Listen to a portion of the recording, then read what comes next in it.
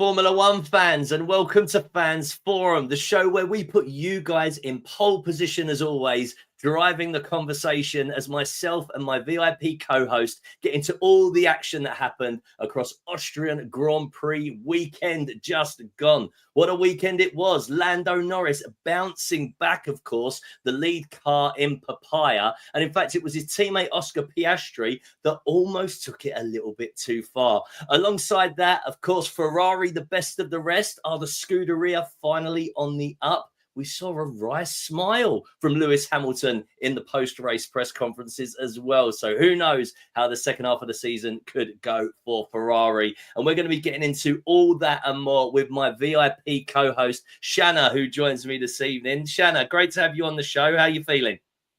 Thank you for having me. I'm feeling great. I can't wait to get into it. I have a couple of biases, which means this wasn't my favorite weekend, but it was close. It was up there, so I can't wait to get into it. There was quite a lot that happened. Brilliant stuff. We've got our unofficial co-host Gary in the chat box once again, as always. So Gaz, my man, great to have you on, and I'm hoping I'm going to see you this week, Gaz. I put the invite out to join me at the Williams fan zone and the McLaren fan zone. Shanna, are you going to join either of those? Obviously, they're big events that are happening in Piccadilly Circus and Trafalgar Square this week. I will be at the McLaren one, I believe on Thursday, and then I'm hoping I can pop down to the Williams one at some point too. But yes, we'll be at the McLaren one. Brilliant stuff. We're trying to spread ourselves as thinly as possible as it is British Grand Prix weekend now. But before that, we must rewind and review the race weekend that has just happened. So for yourself, Shanna, what did you make overall of Austrian Grand Prix weekend? It was actually quite an exciting one. I was tense, and now Oscar Piastri is my favorite driver. So I was on the edge of my seat for quite a bit of it. Not in always the best way. There are a couple of moments where I was like, okay, come on, calm it down. Okay, we're doing well. Oh, are we catching? So I was definitely glued to my screen for a bit more than I normally am with some races. Especially I've struggled to follow kind of F1 as much with so much going on these last few seasons, but this race was a good one for me. There was a lot up and down the grid. I think that helps with it being a short track, but I think there was a lot to keep me company, let's put it that way. Okay, Shanna, before we pull it apart, all of the action that happened on track at the Red Bull Ring, first and foremost, let us know a little bit about yourself and your love affair with Formula One and motorsport. Where did it start?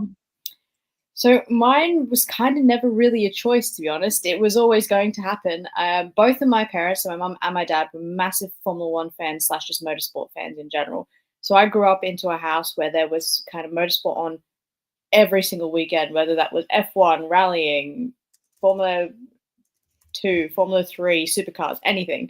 I make the joke that in the hallway of our house, there was a massive poster that was framed and it had David Coulthard and Mika Hakkinen on it. And that's kind of what I grew up around. So I was always watching the F1 races because it meant that if I was watching them, because back in Australia, they were quite late, I could stay up past my bedtime. So I sat there and I watched it. I didn't particularly enjoy it as much when I was young. I wanted to watch my little kid shows, but I got to about, I'd say 9 or 10, where again, I was here steadily watching. I knew all about it, knew all the drivers, didn't particularly care.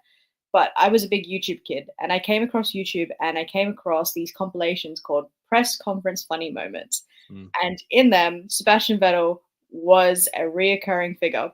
And I all of a sudden was like, you know what? I really like him as a driver. I like him as a personality. And it just gave me something to kind of look forward to. And all of a sudden, I was just, F1 was it. That was all it is. I was going in, I was waiting to see where Vettel would finish every race, and then picked my own team eventually. But yeah, that was kind of the roundabout way of how I always kind of was in it, but then that's how I really fell in love with the sport.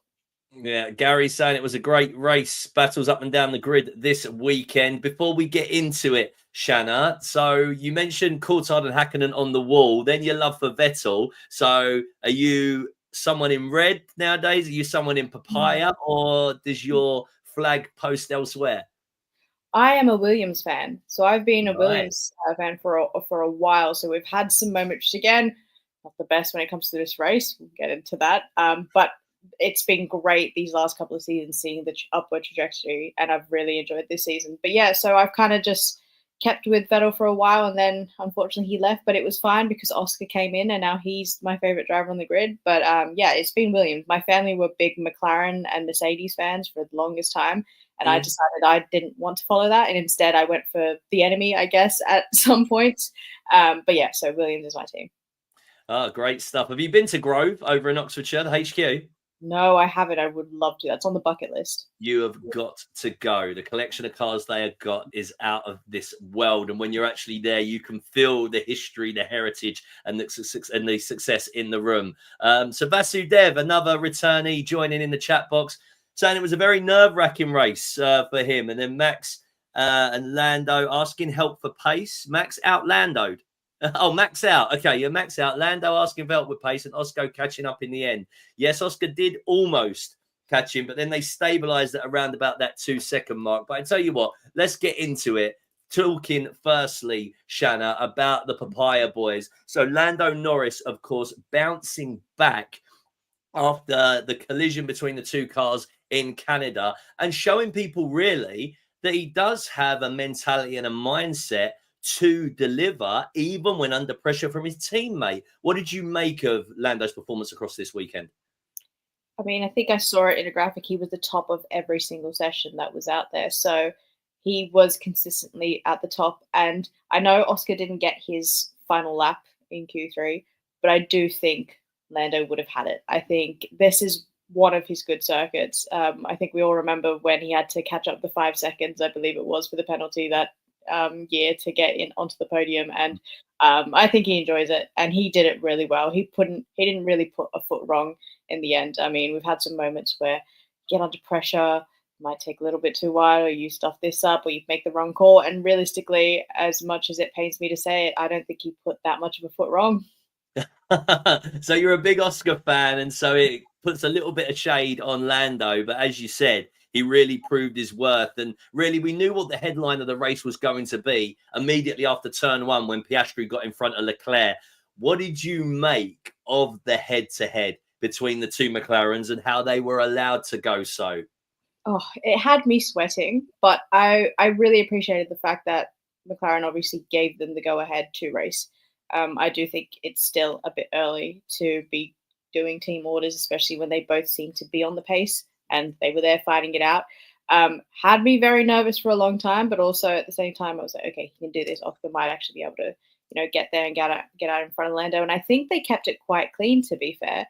I know that they had their moment at the last race, so maybe it was a bit more of a, okay, we need to do this properly. So I think the racing was close, but not too close, until obviously Oscar had his moment where he looked up and he could have gone right into the back of Lando. And again, heart drop moment. And McLaren obviously came over the radio and went, listen, what happened there? Too much. Yeah, so, not again, please. Yeah. So again, it was really good to see them battling out, though, especially towards the end when they came back and you could see the time go from 3 seconds to 2 seconds quite quickly. And again, I thought, oh, he must have it. He might be able to actually do this. I know there's not that many laps, but he's taking that second gap really quickly. But no, it was good. It's good to see fighting at the front, even if it's the same team. Any kind of fighting just helps the sport and also just makes it such an enjoyable watch. And yeah, I think it was really good to see. Yeah, Gary's saying as well, he wants more of the same for the rest of the season, whether it be Papaya versus Papaya or different teams battling it out. That's what we want to see, a competitive grid, don't we? Also, quite interesting, I thought, from a team perspective with McLaren, they were very much putting the big decisions in the hands of the drivers as well, weren't they? Is that something that you expect to continue, though, Shanna? As the season progresses, it's all well and good at the moment saying, oh, well, Lando, do you want to do this? Do you want to do that? And the same for Oscar. But at some point, they're going to have to, Andrea Stella is going to have to put his foot down, isn't he? I think definitely at some point they will, whether that is just team orders in general. But when they're both going to be fighting for the win and they both want that first place, they're both going to be wanting the best strategy. And sometimes that doesn't work out for the team. You can't have them both pitting at the same time. You can't be putting them in situations which may cause an incident. So I do see and kind of get why they're doing that now. It's, again, I still think it's a little bit early to be really pushing anything too much. And I kind of do like that they're giving the drivers a bit more of the option. because we do hear from a lot of the rest of the drivers, especially in the last race and even in this race, them not exactly agreeing with the team and being quite confused by the team's, I guess, strategy and choices. So this at least gives them the choice. I don't think they get complete freedom. They obviously are getting given options which the team think either could work. So I think for now it's good, and it shows that maybe there's that really good trust between the team and the drivers and communication. But eventually, yeah, it's definitely going to have to tighten up towards the end. I feel like we have seen some moments, even this season, well, actually, it was last season, where if they had called the team orders a little bit earlier, it might have helped Lando a bit more. So they'll have to pick their moment to really figure out what they're looking for, what they want the end of the season to look like. Yeah, Gary's making a good point, saying that perhaps the moment will be whoever gets pole or higher up the qualifying grid then gets priority. But then I guess you could then extend that to whoever gets the best start, right? If one then starts quicker, it's like, do they give way because they started in P2, but they've got the opportunity to overtake? And what the team doesn't want is another Monza situation where they both end up losing out to a competitor. Let me ask you, Shanna, where do you see it going this season? If we're saying, which I think most of us are, that it's going to be one of the McLaren boys to lift the driver's title, who are you going to put your stamp on? And remember, we're recording this. I got asked this at the start of the season, and I obviously wanted to say Oscar, but I actually said Lando. I thought that Oscar might have needed one more year, and you know what? I'm very happy to be proved wrong, and I'll put my hands up. I am being proved wrong, and I'm going to knock on wood because I don't want to jinx Oscar, but I'm going to say I think Oscar might have it this season, but I do think it's going to go down to the end of the wire. I don't think it's going to be an easy one. I actually think we might have a very close team battle, and I kind of can't wait for it. Yeah, I'm looking at the championship table in front of me now. There's 15 points that separate the drivers. If it only stays at that, are we on course for a Hamilton-Rosberg kind of situation, do you think? Big shout out to Brendan, who's just joined the chat box as well, who's saying it's got to be his boy Piastri. Brendan, I know that you're down at the McLaren fan zone as well. Let us know when that's happening, because both myself and Shanna are going to be popping down. It'd be lovely to meet the pup, my man.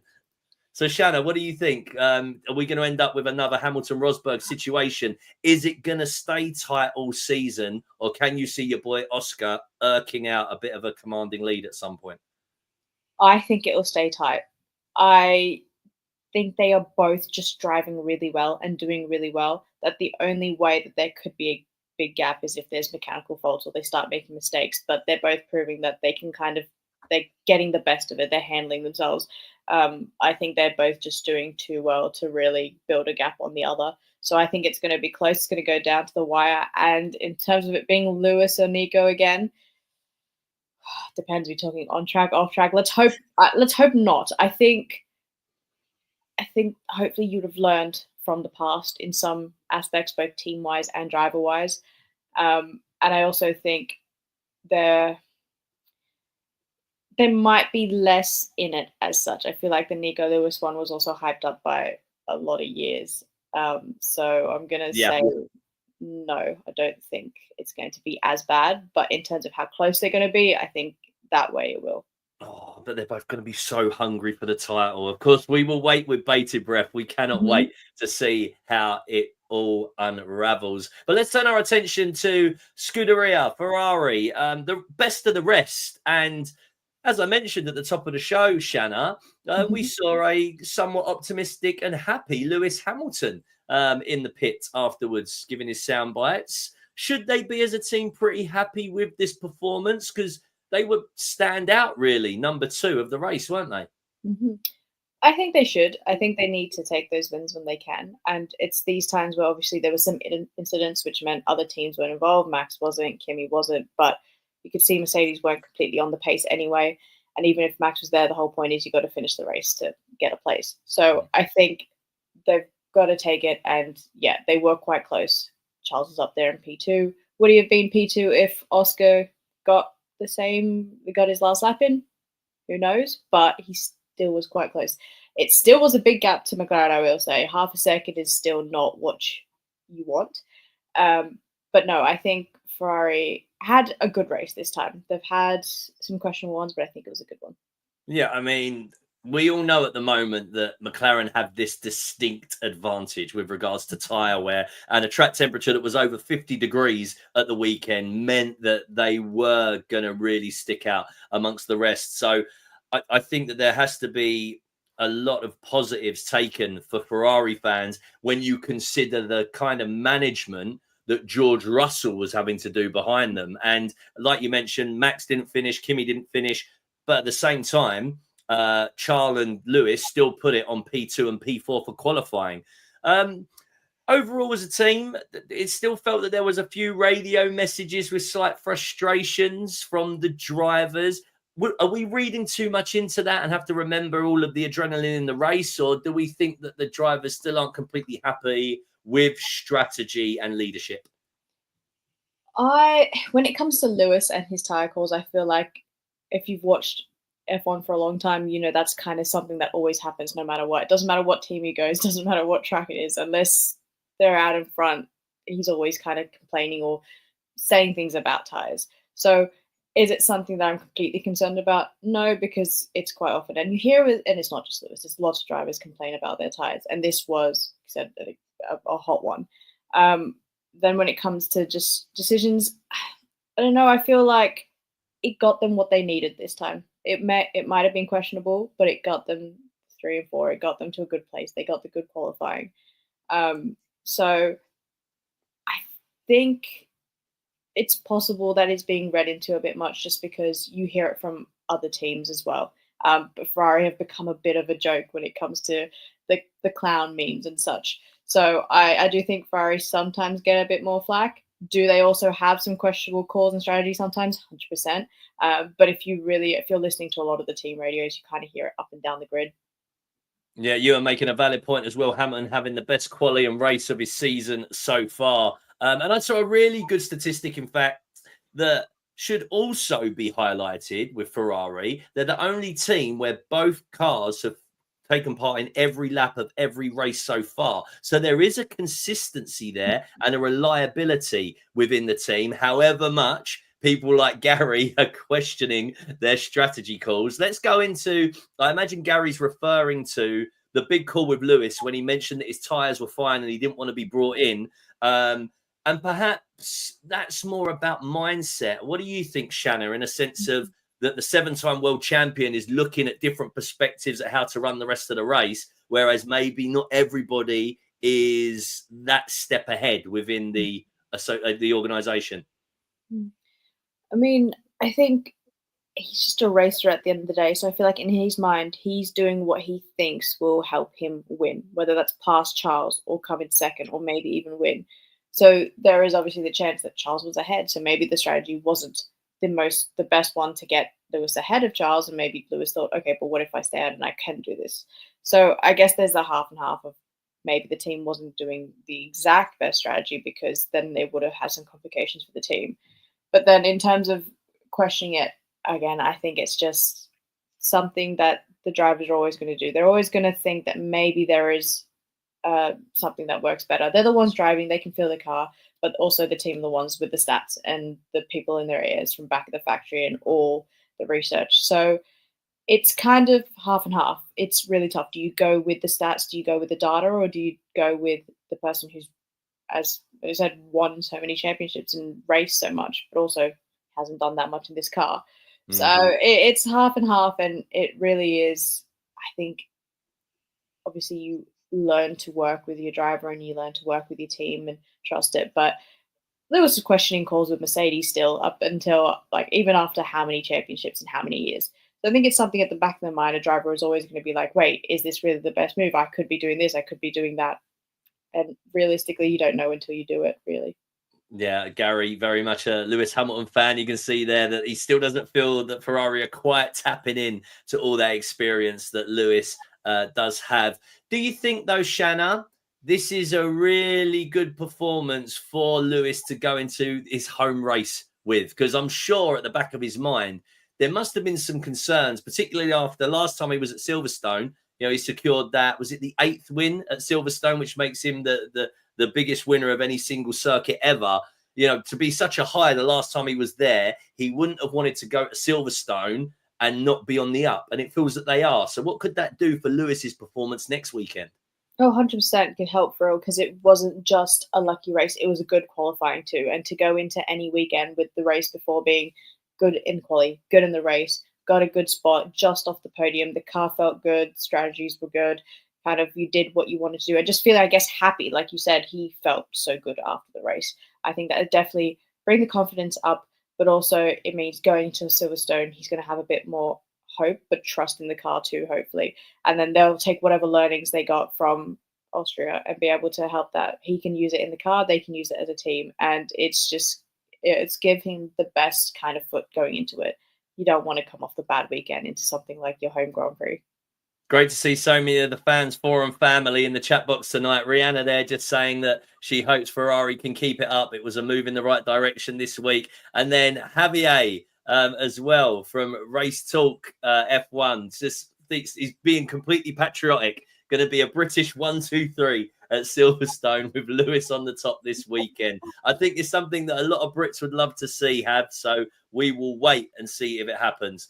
Let's push it forwards, though, Shanna, and talk about the Silver Arrows. It wasn't the greatest weekend for them. We mentioned that George kind of almost in a race on his own, having to manage temperatures, etc. And then we saw the unfortunate collision with Kimi Antonelli in turn 1, which also saw Max Verstappen retire from the race. How do you think Toto Wolff would debrief on that this race weekend? Ooh, well, with Kimi, it's going to be very much you've got to get past that first corner. I believe there's the stat that he's only had 1 point finish in the last 5 races. That's not where someone in Mercedes should be. That's not what Mercedes is looking for. That's not helping their constructors at all. And obviously he is a rookie. He needs to learn these tracks, and he's got to learn everything. He's going to figure it out. You're never going to have a perfect season, but in a team like that, they are going to want some more points and some more better finishes. And that first corner, again, it's not the worst thing you ever do. It's something so many of them have done. Oscar nearly did it himself. Not at that corner, but just in general, he nearly outbraked himself and took out his own teammate. So yeah, in Kimi's defense, he was actually originally trying to avoid going into the back of someone else, wasn't he? He swooped. I can't remember who it was, but he swooped out of the racing line and then still had too much momentum that then swooped him through pretty much the whole grid. And Max Verstappen was just a sitting duck. But a nice comment from Gary, who says, was it team orders to trigger Max's get out clause? Because Max is now only 9 points off of being in P4. And there's this rumor, isn't there, that if Max goes out of the top 3, that it triggers something in his contract. I'm not sure there's much legs in it, but Gary making the joke. Well, that depends of who's being kicked out. Is it going to be Kimi? Is it Kimi's taking out his own replacement? That would be unfortunate for Kimi. And Helios Sam is also saying that surely Verstappen must be looking at other teams now. I mean, based on, I'm not sure on what. I don't want to get too much into Max and Red Bull at the moment because we will give them their time. But Max is 3rd in the championship, best of the rest, behind a team that have this standout bit of technology, as we said. So what do you think? If Max was to jump, do you think that would be a good idea? And no one knows what car every team is going to come up with for 2026, do they? Yeah, I don't think so, because McLaren obviously will probably not be changing their drivers. I believe they've both got long contracts, and I don't think any of them particularly want to jump ship. Mercedes, I think they'd be sticking with their lineup too. But we've heard Toto say that he might want Max. And then you've got Ferrari, and then those are the top teams, and then there's Red Bull. Would Max really want to go to any other teams other than those top ones? The next one is Williams, and I don't think he's going to be wanting to go to them. Well, as Helios Sam has said, Helios Sam has mentioned Aston Martin. We know that they're moving heaven and earth to bring in the best talent from everywhere. You just don't think that that's a consideration, Shanna, for someone like Max Verstappen? I don't think so, not right now. From what he's given away, obviously he loves racing, he loves winning, and he loves where he's at. But he gives me the type. He doesn't give me Fernando Alonso, who will keep coming back and keep racing. He will try. I think Max is very much happy that if there isn't a seat in something that is worth his time, I don't think he will go to a team at the back of the grid or one that we might see. Obviously, they've got a Newey coming in, and kind of can they build Red Bull around him somewhere else? Possibly. But I think it will be one where you have to. It'll be a wild guess. It'll be a Lewis moving to Mercedes kind of thing, but that worked out, so maybe it could. But I don't see it. I think he'd rather stay at Red Bull right now while it's still working. Possibly move to one of the bigger teams, but even then, Mercedes are at the same point where they're kind of on par with Red Bull here and there. Max is obviously driving the life out of that car at Red Bull, which unfortunately others are struggling with. So who knows how Mercedes will fit in. Let's pull that attention back to Mercedes then. You've said if Max was to come in, then who would it be for? How do you see that situation at Mercedes at the moment? Toto Wolff came out and has delivered sound bites saying that he still courts Max Verstappen. George Russell has basically said, yeah, he feels that that's what's slowing everything down for his new contract. And then there is a rookie, Kimi Antonelli, like you said, who's only had 1 point finish in the last 5 races. So how do you see the dynamic there at Mercedes for the 2026 season? I mean, first of all, it's not great to be hearing Toto probably if you're a driver saying that kind of stuff about Max. I think I get it. But for Russell, I don't think he's really done anything wrong this season in terms of I think he's done as much as he can out of that car. He's kind of consistently been there. Whether you see him on the screens or not, he was there at third for quite a lot while the top 2 were out there playing. And Russell was just there, but he was finishing. And he was finishing on the podium. Or, for example, this race, it wasn't the best race, but he was still there. And he was still up there collecting those points. He's not been getting that much screen time, but he's doing what he can out of that. That car right now isn't a winning car. And then Kimi, he's still in his rookie season. Mercedes pushed very hard to get him into that seat. He didn't do his F3 year for it. Like, they have moved a lot to get Kimi that seat, to then drop him for Max. That's a lot of work to not do that. Would they put him back to Williams?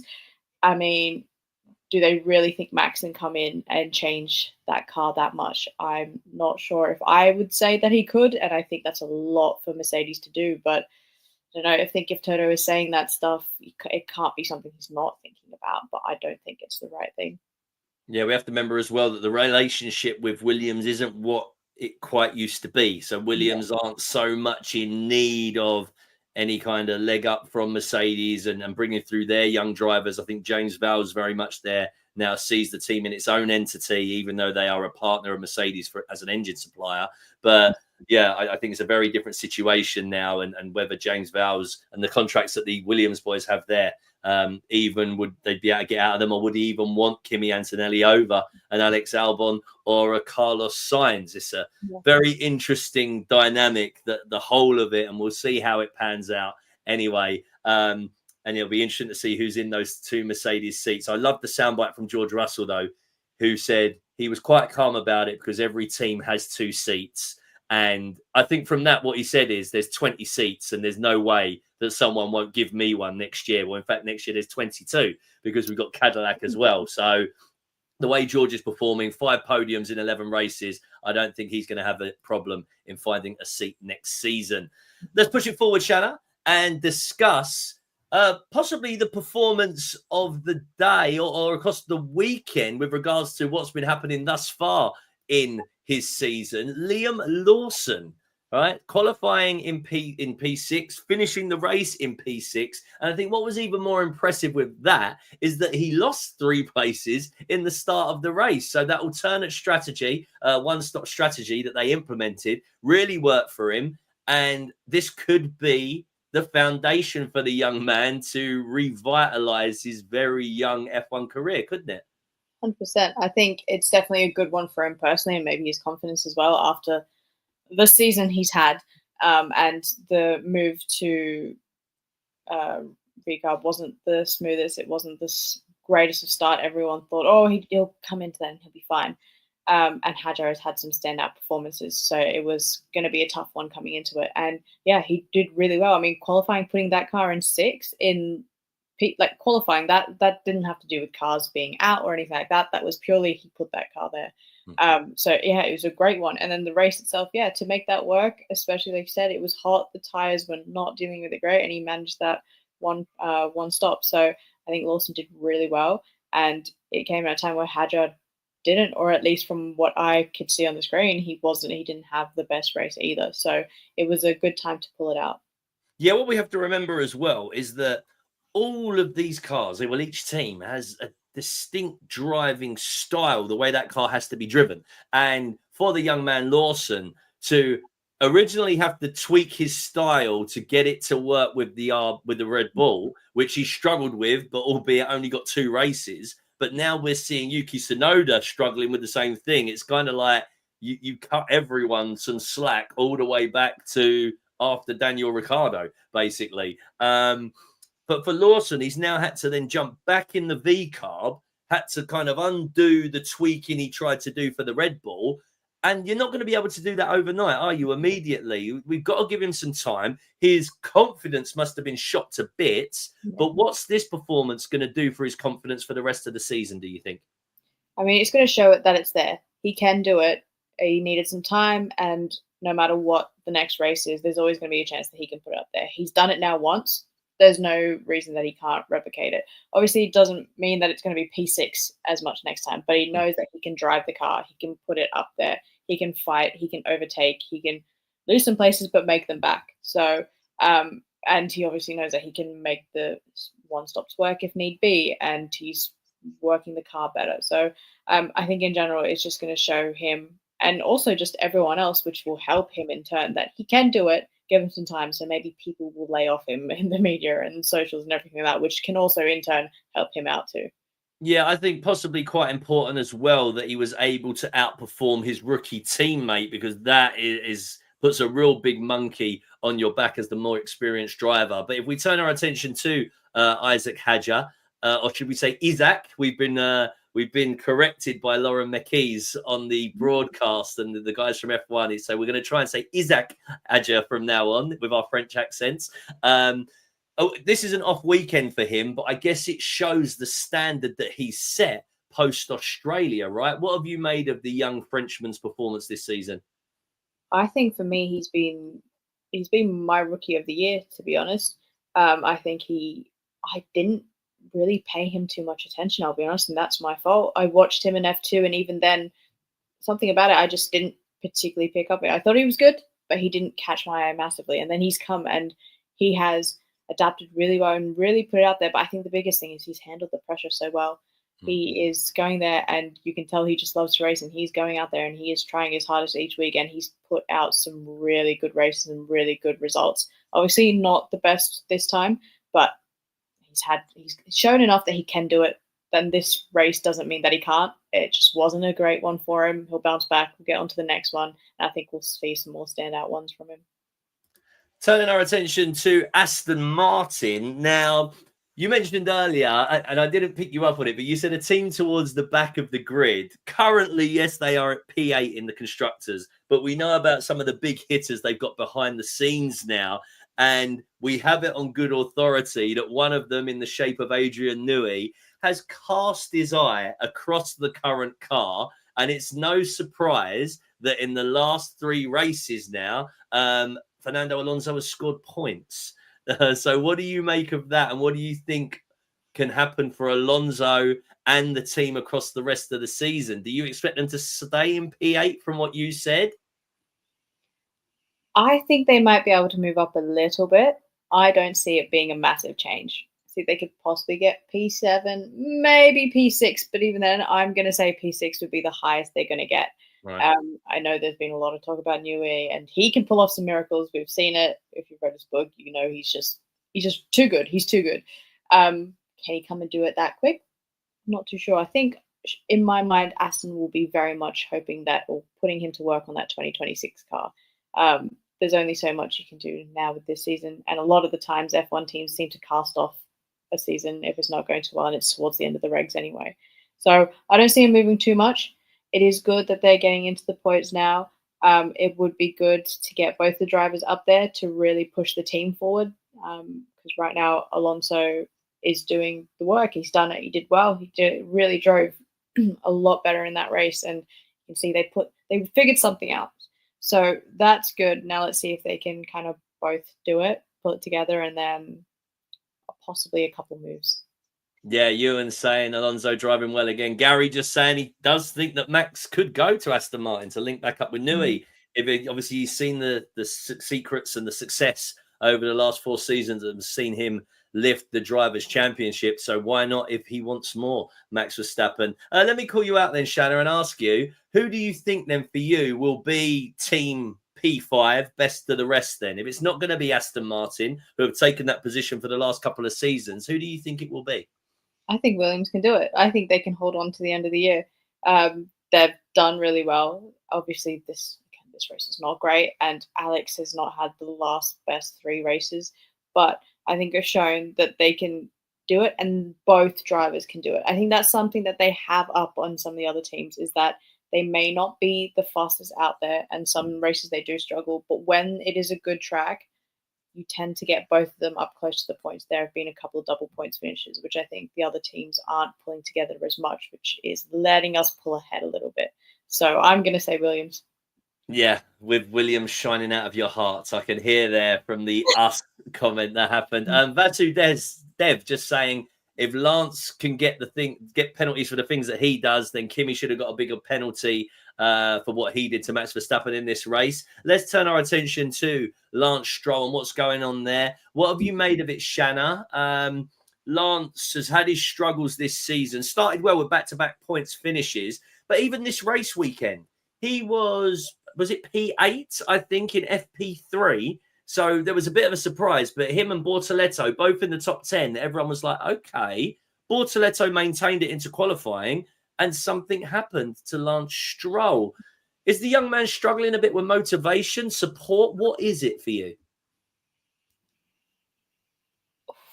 I just don't think Stroll is good enough to be in F1 anymore. It's a strong statement, but he's had a lot of years in F1, and I just don't think he's up to par. He shows some moments here and there. I don't think he's a bad driver. I don't think he's a terrible driver. It's just F1 is supposed to be the best, and there are some times where you do question it, and you go, okay, is he the partner or the teammate that Alonso needs, or that Aston needs to be able to get Aston up those next few spots? Again, that's kind of why I'm a bit more hesitant to think that even if they get a bit of an upgraded car, that Aston can go up from P8 that far, because like my reasoning with Williams, I think you need 2 teammates to be able to do it. And at the moment, I don't think Lance is kind of pulling his weight on it. Obviously, he was injured and he's back. Don't know how severe the injury was. Hopefully, it is healed and he's doing well. That's not part of it. But yeah, there are just some moments where you can see, there's a bit of a struggle there. And it's tough when your teammate is Fernando Alonso. I get that. You might not be up to par as a world champion. But at the same time, you kind of need both of them to be doing the same to get the team to where it's supposed to be. Yeah. So how do you see it panning out then? So if you're saying you don't think Lance is quite up to it, obviously his dad, Lawrence Stroll, is team owner. Do you think there comes a point when dad sits down with him, or do you think dad will stick with him? Well, it's interesting that Aston have just launched their driver academy. So I don't know if that is a play into the fact that they might actually be looking to bring younger talent and new talent on. I think it's tough. Obviously, Lance's dad owns a team, and it's going to be very much up to whether Lance decides to continue or not. Does he still like it? I don't think he's particularly going to get booted out unless Alonso really has some sway and he decides that this isn't what he needs at the moment. Do you think that Lance can be enjoying the situation at the moment? So forget whether he's driving a car, but the spotlight that's on him. Yeah. I mean, surely not. No one's going to be enjoying that. But my thing is, he's been getting it for so long. Maybe he's got to the point where it just doesn't matter anymore. I feel like if people have been saying the same things that they did 4 years ago, 5 years ago, he probably got it when he was in F3 as well and in the junior categories. At some point, it probably just brushes off him and he doesn't care, because he is still an F1 driver. He's still one of those 20. I'm not going to say he's bulletproof. Obviously, the words are going to get to people. And I don't know inside his head, but maybe he's just got to the point where he knows what can be said. What more can you say? He could probably list everything that has been said about him, and you can guess what people are going to say after a race, whether he does well or not. As long as he enjoys being in the car, I don't think that's going to really affect him too much. Let's push it forward and look at what I consider to be the team performance of the weekend, I'm going to call it. And I don't think any of us would have saw this coming, and particularly at the start of the season. Although I think there's probably many out there that are glad to see it, because you don't want back markers, do you? You don't want uncompetitive teams in F1, and we don't have any anymore because Kickstake Sauber are delivering. And I think, again, it's possibly because they've got some good people behind the scenes now, as Audi is in transition, Jonathan Wheatley, Mattia Binotto, and they're reaping the benefits of it. What did you make of their performance across the weekend, Shanna? Of course, Hulkenberg going from the back of the grid to score points, and then Bortoleto, awesome qualifying and maintaining it to score his first points in Formula One. I mean, it's a shock, but it was something. I mean, that state car, from the start of the season, it was just crap, for lack of better words. And they've managed to get 2 points positions. And not only that, Bortoleto, I mean, obviously Hulkenberg came from the back, but Bortoleto was great in quali. Like, it was honestly really good to see. I really enjoyed it. But also it was great to see them fight. And be able to overtake and have some good battles. And in the end, they were right between the McLarens, and it was very much, I was here just telling to get out the way of Piastri, please, just make it easy. Maybe hold Lando up a little bit. But it was really good to see, and obviously they worked together well, and it's great for the team. And I think it's just good for morale for both the drivers, obviously, but also just for the team and everyone that's worked really hard on that. But yeah, it was, I really like their livery, so I'm glad to see it doing well. Yeah, Gary just saying it was great to see Fernando Alonso congratulating Bortoleto. Of course, Alonso is his management of Gabriel Bortoleto, isn't he? And I also saw a nice clip with Nico Hulkenberg as well, with all the team congratulating Bortoleto on his first points in F1. And I guess possibly there was a couple of races ago where we saw Lewis either struggling or not overtaking one of the Saubers, and we were saying, oh my God, how depressing. And then perhaps at least this calibrates it a little bit better, even for the likes of Lewis Hamilton now. And again, we have to remember that how competitive that this grid is out there. Oh, what was it? It was qualifying that the whole grid was, it was just a second, or it was, that's it, yeah. 9 tenths. And growing up watching F1 at the times where there were really slow teams, to see that a second splits the whole 20 cars, I mean, to put that into like, that's literally less than a second. Just thinking about that is wild, that you can have 20 cars, 20 different drivers going around a track, doing their own thing, and still finishing within 1 second of each other. So it is good to see that they're all getting close up. It might look a little different on the track, but this was obviously a good track for it, being it's quite short. There's less time to kind of be a difference. But yeah, it's good to see the teams be able to kind of bounce back a little bit. They're not always going to be at the back. It's not how we've had in the days where Williams were always going to be 19th and 20th, and you could tell from before the start, or Haas was always going to be 19th and 20th, and again, you could call it from the start and put money on it.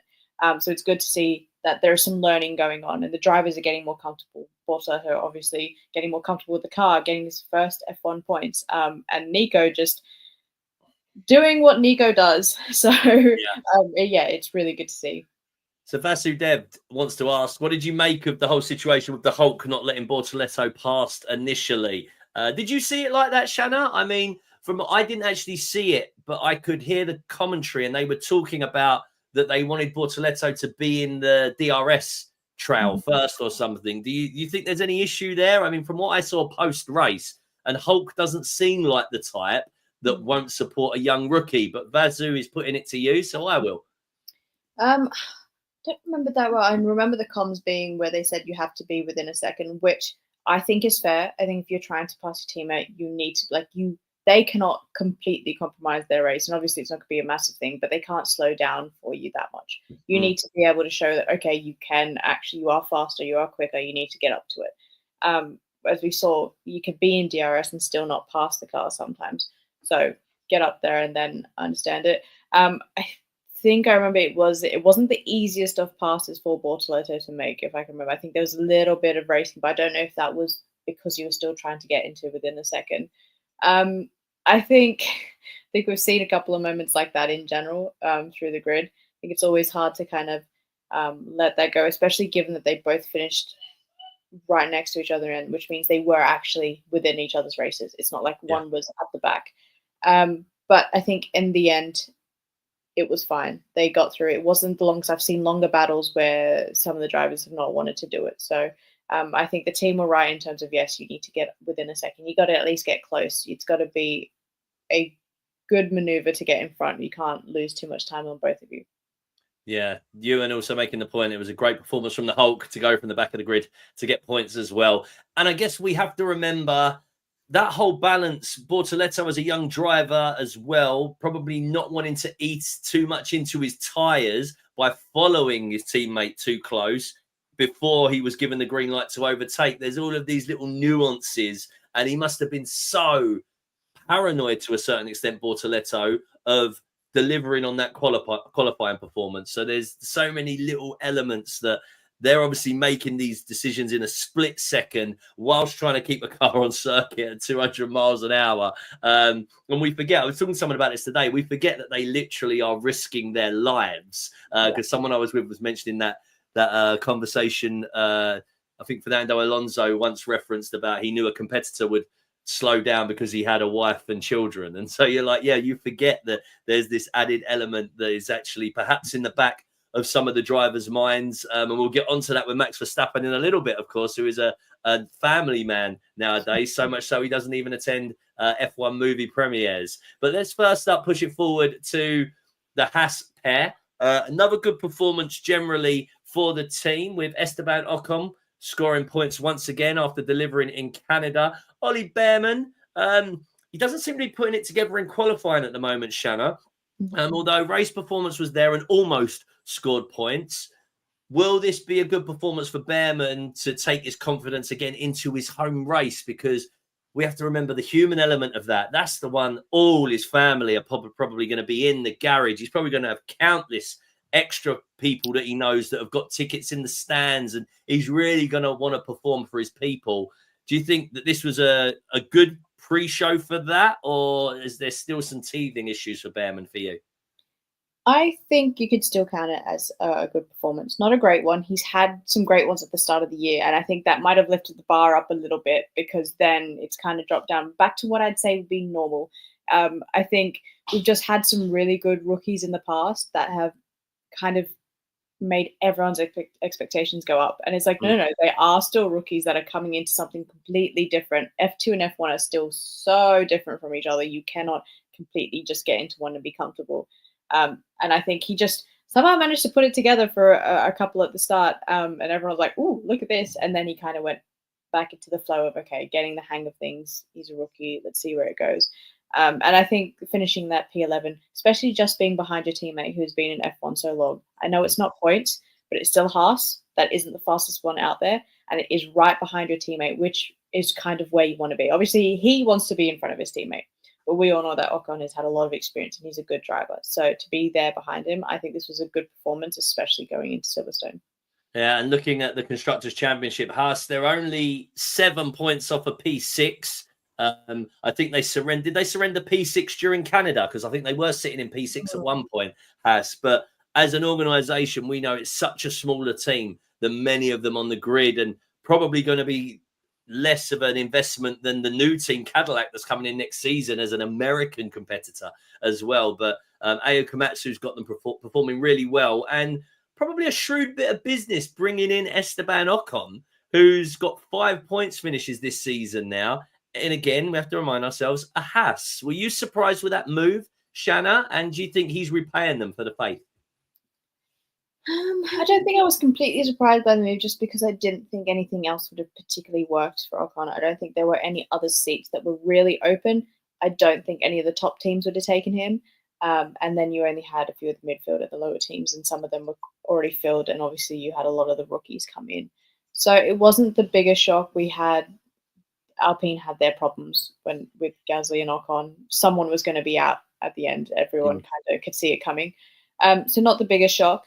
And I do think he's doing well. He's doing well in that leadership position over a rookie. And Haas are obviously trying to get better. They haven't had the best team at all times, and they've gone through some changes. And right now, it looks like they're figuring out some of the kinks.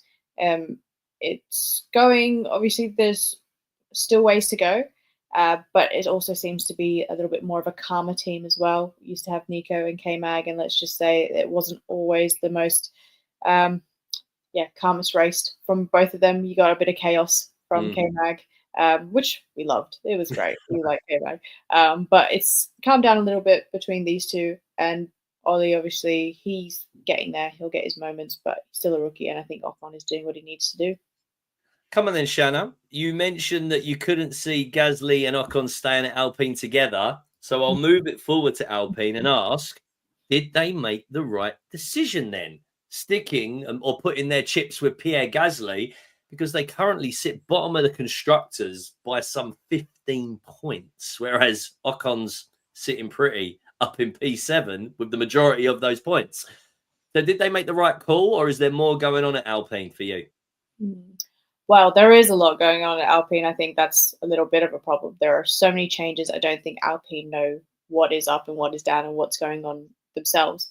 I think I understand why they let one of them go, because there was a lot of moments and you can't have your teammates doing that. Did I think they picked the right replacement? Questionable given what they've done. Do I think they picked the right person to stay? I think they could have gone with Gasly or Ocon, to be fair, at that moment. And Gasly has had, if you look at his histories, a couple of better moments. So I understand why they picked Gasly. But doing what they've done with now they've got Colapinto in, it really does feel like it resembles the rest of Alpine, where they're changing people in manager roles, people heading the team. Now they're changing drivers midway, and we don't even know when Colapinto was staying till, or if it's true that he's the 5 races and then is Jack coming back. It's just a lot of things up in the air, and I don't think you can be running a team like that in all aspects, but let alone one or two. So they have not had the best season, and I think it shows because the team's not put together. How are the drivers going to be put together? Colapinto, 5 races in, if we're to believe the rumours that are told, what have you made of them? The quote from Briatore was, he needs to be fast, not crash and score points. I'm not sure he's been fast. He has crashed and he hasn't scored any points. But on the other side, the last 2 Grand Prix weekends have been his best qualifying so far. And when you look at judging him, I saw another article looking at his distance between him and Gasly compared to Doohan, and he is ahead of Doohan. And I guess all you can ask is for him to be in and around Gasly, because Gasly should be the benchmark as the man who's very comfortably got his feet under the table at the team. But is Gasly underperforming? I think it goes back to how is the car. I think there's only so much they can get out of it. Gasly, he was not happy with the car this weekend at all. We heard it over the radio. And I think Gasly is a good driver. I think he's put out some good performances, and I think he can drive a car. So I am inclined to believe it's not a driver error kind of thing. I don't think Gasly is particularly underperforming. I think the team is, and like I said, there is big problems in the management. Yeah, there is a lot of things going behind the scenes. How can you put a team together, or how can you put a car together when you can't put a team together? It's kind of the thing. We know, like all the drivers say, it's not just them, and it's not just the people at the track, it's the people at the factory. So I definitely think Gasly is doing what he can with that car. I think the rookies aren't getting enough of a chance. I don't think Jack had enough time. I don't think Colapinto is going to have enough time with 5. I think he's not too far off, which is great. But again, rookies, I think they need that whole year. And you're putting 2, and you're also just putting them against each other as well. That is a lot of pressure to put on them. Yeah, Vasu just saying that 5 races is nowhere near enough for a rookie to prove themselves. And we've got to remember, not everyone is going to be a world champion. They are amongst the best 20 drivers in the world. But like Vasu says, they're not all Max and Lewis standard drivers. Possibly even the likes of Kimi Antonelli. We've got to remember that Lewis Hamilton came in and he almost won on his first race, didn't he? And then almost won the championship in his first season. That's a once in a generation talent you're talking about. But then also once in a generation talent, you could argue, is Max Verstappen, segueing nicely on to just talk about the Red Bull team who, from turn one, even Max said he stopped watching the race. I saw a soundbite and he turned in to one of the 24-hour races for the Spa 24-hour. So even Max didn't care about the rest of the race. Does that show his belief in Yuki or the car? I think Max is Formula One's biggest hater, to be honest. I think he loves driving it. He doesn't like anything else as part of it. Like he's made it quite known. He likes getting in the car and doing the driving. Anything outside the car, he doesn't particularly care about. And to be honest, if I got crashed out of a race, I don't think I particularly want to stick around to watch it either. I don't think it's a personal team thing or a Yuki thing. I think it's I'm not there. Why would I want to be doing this kind of thing? Shanna, let me give you a little bit of Williams history. Their first ever race win back in the 1970s that happened. Alan Jones was on to win. He had to retire and he stropped off and didn't stay at the circuit and his teammate won. So you're right. I think that's a thing for racing drivers. 100%. I don't think I've had moments where I've lost things and I don't particularly still want to be there. So I get it. But yeah, it wasn't the greatest week, was it? Right, so Yuki Tsunoda in the second seat. I ask it every week to my guests that I have on. What have you made of it? What was the point in it? Do you agree? Is Yuki overperforming, underperforming, or just about right? I do not like what Red Bull would do with that second seat. I think they need to give people more of time. And Yuki has now had to come in and jump into it. And given the fact that even Max isn't doing amazing, P7 in quali is not Max Verstappen. Like but he did. He missed his last flying lap, didn't he? He made an error and he pulled out of it. So that there is that which is highly unusual of Max. And like, we've got Gary on the screen saying that they've proved it's the car. I just want to be devil's advocate though and say last race in Canada, Yuki ended up with a 10-second penalty for qualifying, didn't he? Oh, sorry, some kind of grid penalty. This race, he's ended up with a 10-second penalty. So it isn't just the car. There is a driver element involved as well, possibly. 100%. I was never the biggest, I guess, support for Yuki to start with. I think it took him a while to get good, and he got a few seasons. He got what a lot of rookies don't get, and that was time. So he's now he was doing well in VCAP, like he was. I get why they would have put him up there. Do I think he's doing well in the Red Bull right now? No, he's not doing what he needs to do because again, you need both of those cars up there. And Yuki, you can't be coming last in a Red Bull and obviously having issues and getting penalties and all this. It's not good. It's not good. Are you into? We can see a bit of Gary conspiracy here. Would like to see what Max would do in Yuki's car. So, do you believe that it's not the same car?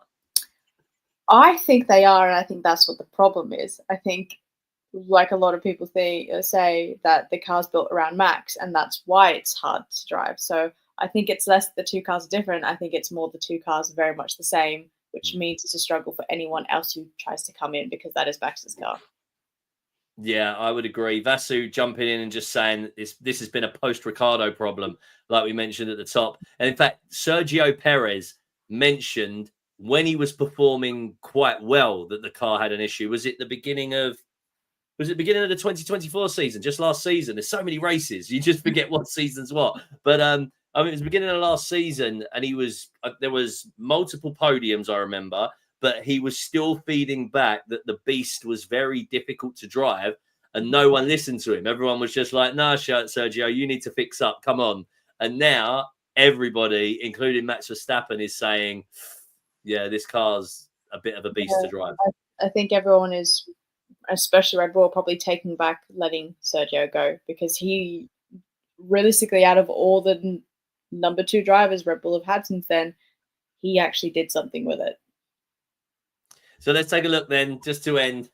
And your team, so the team that has your heart, Williams, it was not a good race weekend for the Grove outfit, unfortunately. Double retirement, or didn't even start, DNS for Carlos Sainz, which was devastating to watch because I think everybody who's a Formula One fan has a soft spot for Williams because of their heritage, right? Yeah, it just wasn't a good race weekend, and it's not great to go into their home race, but you just have to, I guess, as an outfit, try and put the whole performance to bed so you can push forwards and continue what we have to remember has been their best start for a decade. Yeah, it's one to forget. It was bad. One didn't start, one didn't finish. Oh well, it was bad. Move on to the next. We've got a home race at Silverstone, so I think it's one of those where, yeah, you really just have to move on, because it's not like you had a bad race on track or your car was slow or this or that. It was not a great qualifying either, to be fair, from some of the ones they've done in the past. I mean, Sainz was out in Q1 and Albon Q2, where they've had some Q3 showings, but they said the race, it didn't help. So at least from my side, I'm very much, it's one to forget, to move past, move on to the next one. But they do need to work out. I mean, Alex hasn't finished the last 3 races. Not great. They need to be finishing races. They're up in 5th, and that is the best spot to be in, best of the rest kind of thing out of those, after those top 4. But it needs to keep going. We are not even halfway through the season yet. You can't start dropping now. So it's going to be keeping a close eye, and really, really hope there's a turnaround for Silverstone. Yeah, Vasu just saying, yeah, he understands what James Vowles meant when he said they're ready to stop looking at 25. I mean, I think he tried to put competitors off, perhaps, and maybe let some of the other teams in the midfield take their eye off the ball, and he's caught them by surprise. Now Williams sit up in P5. But at the same time, Shana, tell me why it's such an exciting time to be a Williams fan now. It's been a long time coming, but it's seeing the growth. It's not going from 0 to 100. Over the last few years, you are seeing them build and build and build, and that is exciting. We've got great drivers in the car. It's been a while that I can say, at least from my side, that I think we have 2 strong drivers. Carlos is still finding grips with the car, but there are some moments where he puts it out there.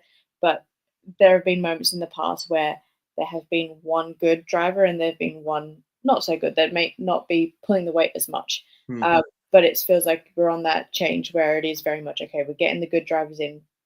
These drivers want to drive for Williams. They are showing up, and the car is also doing what it needs to do.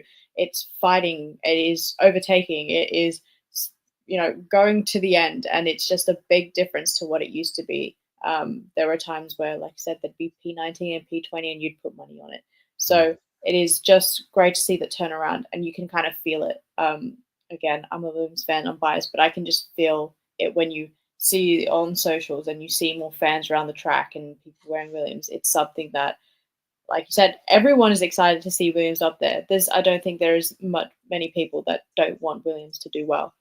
So it's good to see them finally do it. And as being one of those few F1 teams that has been there, and they are strictly F1, they're not anything else. They're built for racing. So I want to see them do well. So that's our roundup, Shanna, of what happened in Austria. And now, of course, we turn our attention this weekend to the British Grand Prix at Silverstone. If I ask what are your hopes, I'm guessing you're going to say double points for Williams, maybe even a double podium. I don't know. 1 podium for a Williams driver. But realistically, what are you expecting here in the UK from the likes of McLaren, Mercedes, Ferrari, Red Bull? Are they going to come back to the helm? And then, yeah, all those big battles in the midfield. I think it's going to be a double McLaren podium again. And I think the only reason why they wouldn't is if it becomes a team problem, if Lando and Oscar have an accident as such. I think otherwise they can do that. They can do the a 1-2, possibly a 1-3 if need be. I'm not 100% sure on who I think will be taking that 3rd spot. I'm going to say, I mean, the Ferraris did well, but Mercedes have done well there in the past. It's tough. I will say it. I don't know who, but I'm going to say, you know what? Let's put a Red Bull as the third one. Yeah. Come on. When you say a Red Bull, there's only one, right? Yeah, Yuki, of course. Yeah, okay. Yuki's first podium of the season. Yeah. I think Max can do it. I think also after last week, I feel like there might be a bit more of a drive, and just it being Silverstone might push him. And I just can't choose between Ferrari and Mercedes, so I'd just rather put a Red Bull there instead. Do you expect both Ferraris and both Mercedes to be up in the top 10s though, and Is there going to be space for your Williams if we're putting all these cars in there? I think we are going to get at least one Williams in the points. I definitely see at least one. I don't think Alpine will get any points. I think it's going to be a tough one for them. I don't think Sauber or Kick Stake are going to be up there. I don't think they'll be getting any points this time either. Give me a head-to-head of Lewis old versus Lewis new. Who do you think is going to perform and finish better, Lewis Hamilton or George Russell? And why? Lewis. He somehow always manages to pull it out the bag at Silverstone. And he's in red now. He's coming off a good weekend. The Ferraris look stronger. I'm going to go with Lewis.